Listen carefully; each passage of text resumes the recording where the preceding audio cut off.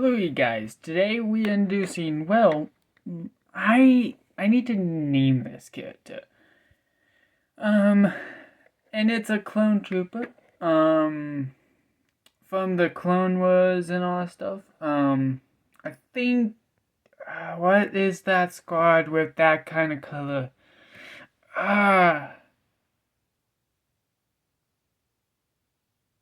Going over to 66, in the movie and all that stuff. I don't know. But yeah, I just want to call him Magenta Rifle? Soldier? I think so. Magenta Rifle. That's a good name. Rifle. Jeez. Yeah. And he's cool looking, and he has a jetpack.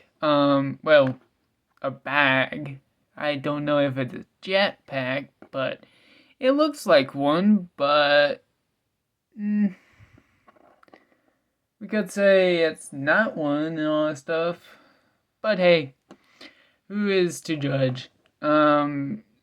So I hope you enjoyed this episode. If you do, please comment and subscribe. Bye.